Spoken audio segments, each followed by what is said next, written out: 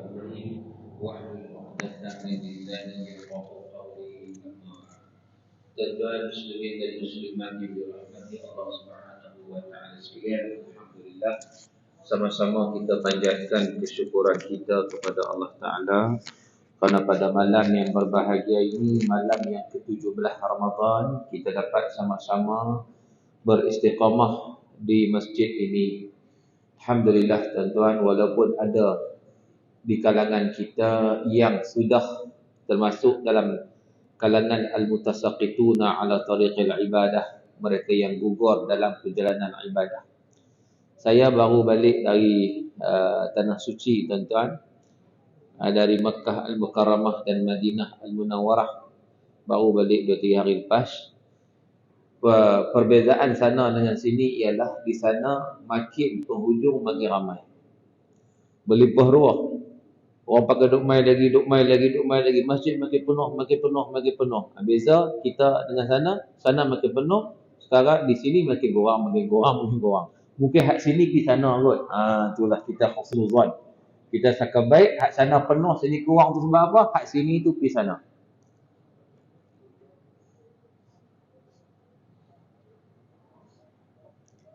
Tuan-tuan, malam ni saya nak cerita tentang peristiwa penting 17 Ramadan.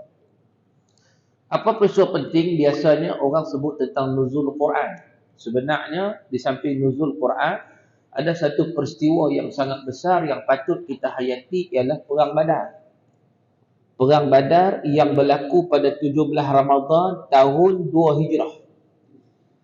Yang mana di situ menunjukkan satu kekuatan umat Islam yang berasaskan kepada keimanan kepada Allah Subhanahu wa taala. Berjaya mengalahkan musuh yang lebih ramai. Tuan-tuan, cerita dia macam ni. Bulan Ramadan ni, tahun 2 Hijrah, itu Ramadan yang pertama difardukan puasa. Satu ketika, golongan musyrikin kita tahu, mereka rampas kata-kata umat Islam di Makkah Al-Mukarramah. Dia bawa pergi Syam, dia jual kat sana, ambil duit banyak. Jadi bila mana kafilah perdagangan Abu Sufyan balik dari Syam dengan harta yang dapat daripada hasil rampasan umat Islam.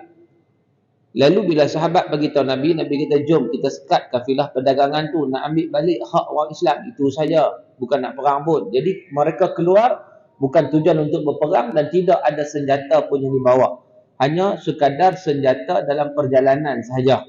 Orang dulu nak keluar adalah sikit-sikit ya, bukan untuk senjata perang, tak ada, baju besi semua tak ada. Bila mana Abu Sufyan dapat tahu Nabi dan juga sahabat keluar, dia pun minta bantuan dari Mekah.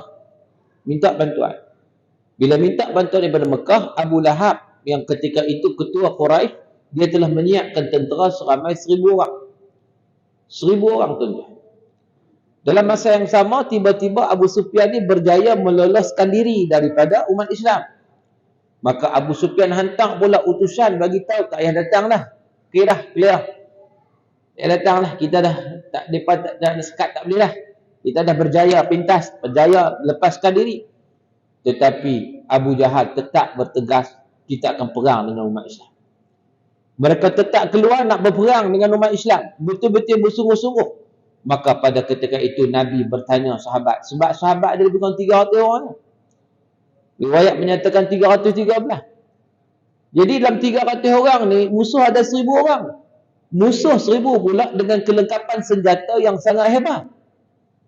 Umat Islam tak cukup senjata, orang pun tak ramai. Lalu Nabi bertanya pandangan Muhajirin dan Ansar. Ini ujian pertama bagi mereka. Ujian pertama, maka sambutan Muhajirin dan Ansar sangat luar biasa. Maka sanggup berjuang di jalan Allah wala apapun yang berlaku. Akhirnya Nabi pun bersetuju dan meneruskan perjuangan, dan alhamdulillah dengan tekad cekal keimanan yang ada, maka umat Islam berjaya menang dengan begitu gilang gemilang sehingga Abu Jahal sendiri mati dibunuh di dalam peperangan Badar. Tentu ini sejarah semangat juang yang ada pada umat Islam yang tidak boleh dilupakan setiap kali datangnya 17 Ramadan. Sebab tu kalau kita tengok bulan Ramadan tuan-tuan, satu bulan yang menyaksikan banyak perjuangan-perjuangan.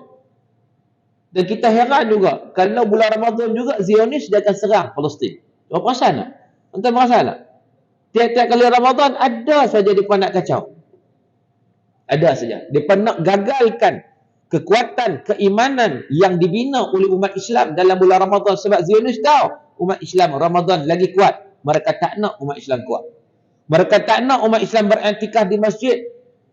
Lepas tu mereka suka kalau umat Islam tak pergi masjid, mereka juga suka. Sebab tu kita daripada serang. Tak apa, saya kata, okey lah. Tapi Palestin mereka serang. Sebab mereka tahu, mereka ni duduk ramai masjid. Itu. Lepas tu kalau tuan-tuan tak mau kena serang, tak sampai masjid. Memang tak kena serang lah. Allah tak kena serang. Saya baru balik dari TV Hijrah petang tadi. Saya buat satu rakaman peristiwa Ramadan. Kita cerita apa yang berlaku dalam bulan Ramadan. Antara peristiwa yang saya cerita tadi, peristiwa Ramadan, yang berlaku pada 28 Ramadan adalah pembukaan Andalus. Ini kadang kita tak perasan. Andalus, tuan-tuan, umat Islam berjaya buka Andalus tahun 711 sampai 1429. Maknanya lebih kurang 781 tahun kalau mengikut kalender Masihi. Kalau mengikut kalender Hijrah, tahun 92 Hijrah sampai 897 Hijrah, lebih kurang 805 tahun. Maknanya 8 abad lah. Tuan-tuan tahu kekuatan umat Islam tu kat mana? Bukan pada bilangan. Musa bin Nusair melantik Jabal bin Tariq menjadi gubernur di Tangier. Dia ni orang barbar. Kan pada zaman Sayyidina Umar pun Islam dah makin melebar sampai ke Mesir, sampai ke Afrika Utara, sampai ke Selat Mediterranean. Dan Andalus ni merupakan pintu masuk kepada Eropah. Eropah waktu tu sangat buta huruf, gelap, gelita, tak tahu apa, ilmu apa pun tak ada. Umat Islam datang, tuan-tuan, dengan satu misi untuk membebaskan manusia dari perhambaan kepada semua manusia, kepada perhambaan kepada Allah Subhanahu wa taala. Bulan apa? Bulan Ramadan. Ekspedisi bermula daripada bulan Ramadan tahun 91 Hijrah. Setahun punya persiapan dan juga persediaan. Bermula dengan Tarif bin Malik yang pergi meninjau bersama dengan 500 tentera. Meninjau tengok macam mana suasana jadi pengintip lah di Andalus. Waktu itu tentera-tentera di Andalus ini dikuasai oleh Rom, dikuasai oleh Kristian, yang mereka itu banyak melakukan kezaliman, menyebabkan rakyat tak tahan. Mereka memerlukan pertolongan dan Islam terkenal dengan keadilan yang dibawa oleh Islam. Tuan-tuan, sebenarnya pembukaan Andalus itu sudah diberitahu oleh Nabi SAW. Nabi, tuan-tuan, satu ketika Nabi pernah pergi rumah Ummu Haram binti Milhan, mak saudara kepada Anas bin Malik. Nabi tertidur sebentar, Nabi jaga. Bila Nabi jaga, Nabi senyum. Bila Nabi senyum, maka Ummu Haram tanya Nabi, ma adhakaka? Apa yang menyebabkan kamu ketawa, kamu senyum? Nabi kata, tadi aku dalam tidur tadi, aku ditunjukkan bagaimana umat Islam berlayar di lautan bagai raja di singgasana. Tuan-tuan, Nabi cerita waktu tu di mana? Di Quba. Di Quba ni tempat yang padang pasir, tidak ada. Tak ada laut. Saya baru balik Quba, tuan-tuan. Quba, baru balik Quba. Quba sekarang dia nak buat satu penambahan pembinaan. Nabi cerita tentera laut akan ada. Nabi kata. Lalu Ummu Haram kata, ya Rasulullah, doakan aku di kalangan mereka. Maka Nabi pun doa, kau di kalangan mereka. Nabi lelak kat mata. Nabi jaga pula. Nabi senyum pula. Ummu Haram kata, senyum apa pula cerita? Nabi kata, aku nampak satu lagi ekspedisi. Satu lagi ekspedisi tentera Islam di lautan. Bagai raja di singgasana. Sekali lagi Ummu Haram kata, minta aku doa aku daripada kalangan mereka. Nabi kata, anti minal awwalin, kau daripada yang pertama. Nabi kata, bukan hak kedua, kau daripada yang pertama. Baik, habis tentulah cerita tu kat Quba. Nabi pun wafat. Ummu Haram dengan suami dia masih duduk di situ.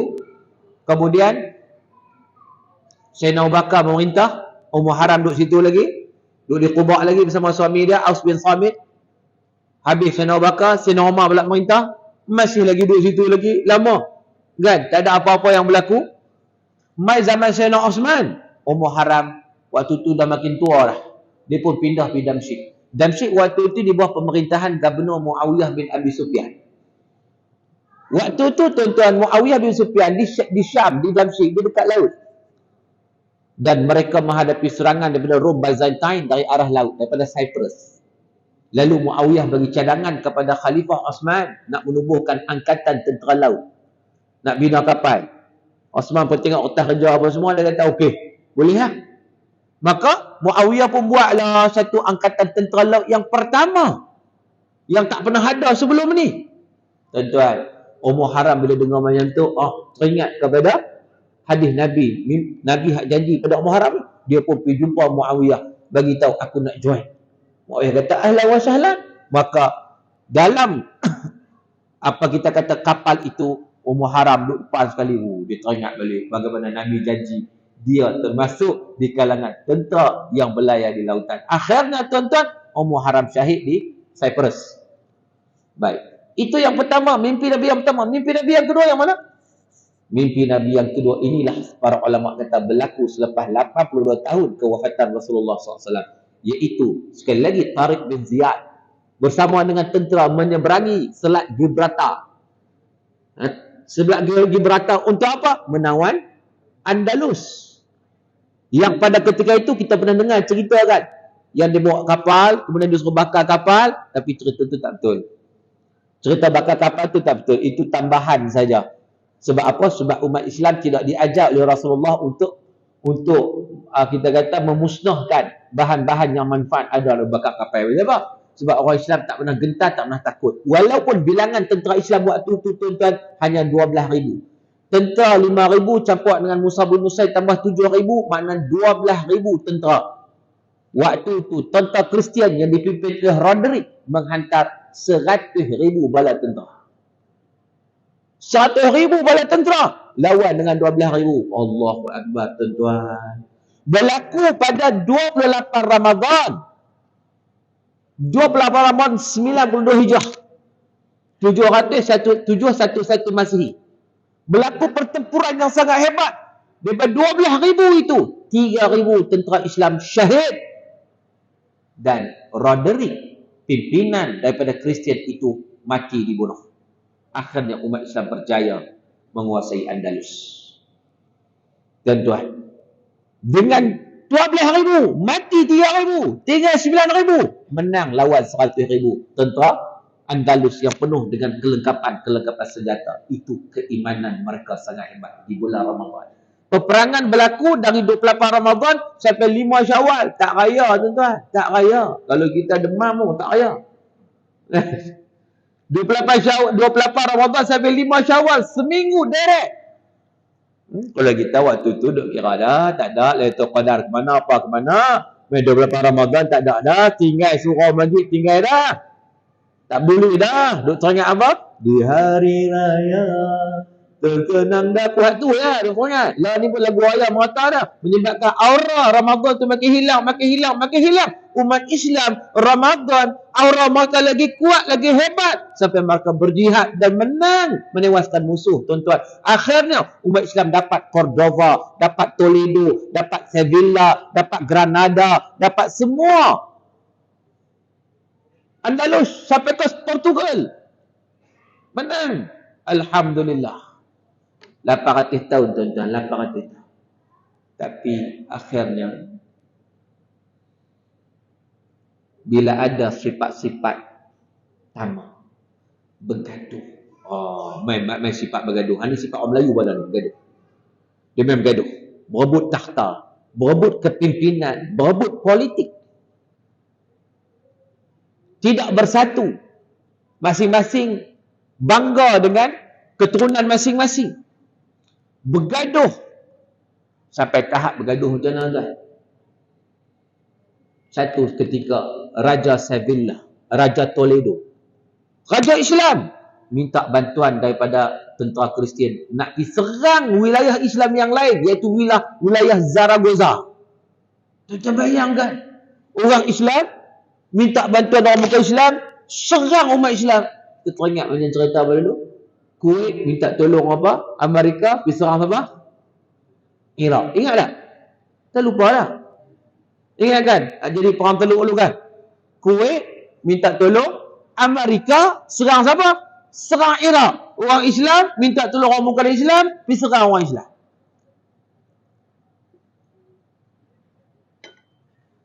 Sama lah juga orang Islam bergantung politik pada orang bukan Islam, hentam orang Islam. Ini berlaku pada zaman Andalus. Raja Zaragoza pun sama juga, dia Islam. Oleh kerana dia kena, dia minta bantuan Kristian lain pula, musuh. Dia serang pula Raja Islam, wilayah Islam yang lain. Yang banyak, waktu itu di Andalus ni banyak wilayah. Perang sama sendiri, tuan-tuan, bergaduh sama sendiri, merebut kawasan. Dah kaya dia. Kerana sengketa ukhuwah hancur binasa. Sebab itu kalau kita tengok sejarah, tuan-tuan, kemenangan umat Islam duduk dekat mana? Duduk dekat ukhuwah. Duduk dekat persaudaraan. Duduk dekat kasih sayang. Sebab tu kalau kita perasan, tuan-tuan, bila Nabi SAW hijrah ke Madinah, first yang Nabi buat bina masjid, itu hubungan dengan Allah Ta'ala. Yang kedua, Nabi bina persaudaraan di kalangan umat Islam, supaya hubungan sama-sama umat Islam ni hubungan yang kukuh, hubungan yang hebat, hubungan kasih sayang yang begitu kuat. Maka pada ketika itu, dengan hubungan kasih sayang ini, mereka menang dalam segala peperangan yang berlaku. Hatta dalam perang Mu'tah 3,000 lawan 200,000 pun umat Islam menang. Tetapi akhir zaman ini, kalau kita tengok, bila mana manusia, umat Islam mula lupa diri, lupa kasih sayang, lupa saudara itu sendiri, lebih sayang musuh, musuh daripada rakan sendiri, maka akhirnya umat Islam sendiri yang akan mendapat bahananya seumpama Andalus yang akhirnya tahun 1492 gugur. Sampai hari ni, tuan-tuan, kita tangisi je lah. Saya pergi sana, tuan. Saya pergi di Cordoba. Masjid Cordoba, subhanallah. Sampai hari ni tersergam indah masjid tu. Cantik, besar, menara, hebat. Bila masuk dalam, menangis kita bila kita tengok kursi susun elok. Ya. Kursi apa ni? Kursi gereja. Tak ada orang sembahyang dalam tu. Walaupun dia masjid, bentuk masjid, rupa masjid, semua masjid. Masuk dalam, susun kursi elok, dikuasai oleh gereja secara keseluruhannya. Masjid di luarnya, dalamnya, coraknya, bentuknya, tapi pengisiannya adalah gereja yang dipenuhi dengan salib dan juga loceng. Nangis tak kita, tuan-tuan? Hari ni saya buat apa? Akibat kealpaan umat Islam. Sebab tu Ramadan kita nak cari balik benda ni. Ramadan kita nak timbulkan balik semangat jihad ini. Membina kekuatan kita. Buktikan. Antaranya kalau kita boleh buktikan yang kita boleh istiqamah sampai ke akhir Ramadan, maka kita insya-Allah betul-betul kita menghayati peristiwa perjuangan bulan Ramadan. Kalau tidak, memang kita, itu saya cakap macam tak buat apa. Jadi bolehlah anda semua malam ni berjanji dengan saya untuk semuanya menjadi pejuang-pejuang yang hebat di bulan Ramadan ini. Setidak-tidaknya jihad kita boleh stay sampai ke hujung Ramadan. Boleh tak boleh? Boleh ke tak boleh? Jangan boleh nak tegak ya. Boleh. Nak tegak apa? Boleh sungguh-sungguh semangat. InsyaAllah. Mudah-mudahan Allah berkati kita malam ni. So tazkirah tak lama kan? Kat tu je lah. Lama-lama ngombori pula tazkirah dengan tarawih.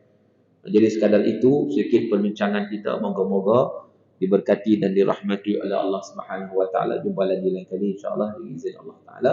Sekian aqulu qawli hadza wa astaghfirullahal azim li wa lakum. Wabillahi taufiq hidayah. Assalamualaikum warahmatullahi wabarakatuh.